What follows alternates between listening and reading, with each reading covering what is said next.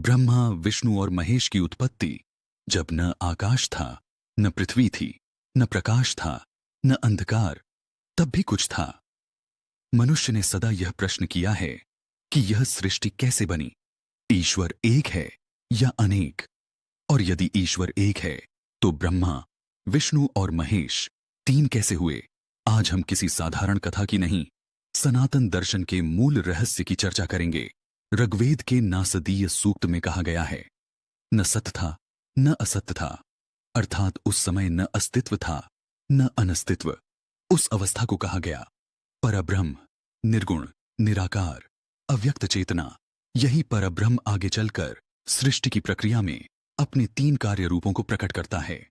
महत्वपूर्ण बात यह है कि ब्रह्मा, विष्णु और महेश तीन अलग अलग ईश्वर नहीं हैं, वे एक ही परम सत्ता के तीन कार्यात्मक रूप हैं। जब परब्रह्म में इच्छा उत्पन्न होती है, एकोहम बहुश्याम, मैं एक हूं, अनेक होना चाहता हूं, तब वही परब्रह्म महाविष्णु के रूप में प्रकट होता है। महाविष्णु कारण सागर में शयन करते हैं। उनके श्वास प्रश्वास से असंख्य ब्रह्मांड उत्पन्न होते हैं। प्रत्येक ब्रह्मांड एक श्वास के समान है। यहां विष्णु स्वयं सृष्टि नहीं करते, वे सृष्टि की संभावना और आधार हैं। ब्रह्मा की उत्पत्ति महाविष्णु की नाभि से एक कमल उत्पन्न होता है, उसी कमल पर विराजमान होते हैं चतुर्मुख ब्रह्मा। ब्रह्मा का कार्य पंचमहाभूतों की रचना, देवता, ऋषि, मनुष्य की सृष्टि, समय, युग और लोकों की व्यवस्था। परंतु ब्रह्मा को भी आरंभ में ज्ञान नहीं था। वे अपने उत्पत्ति स्रोत को खोजते हैं। ऊपर जाते हैं, अंत नहीं मिलता, नीचे जाते हैं, अंत नहीं मिलता।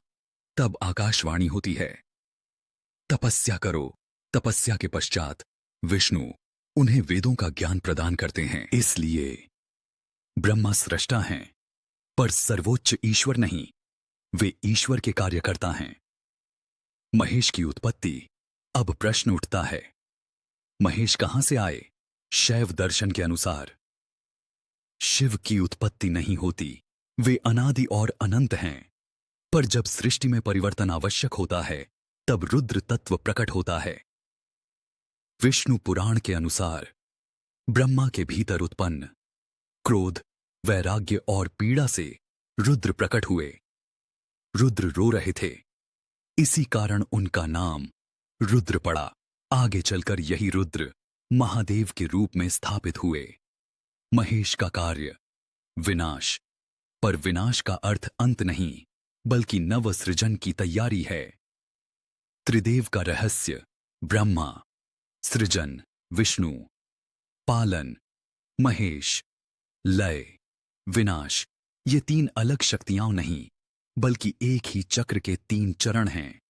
जैसे प्रातः, दोपहर और रात्रि तीनों मिलकर एक दिन बनाते हैं।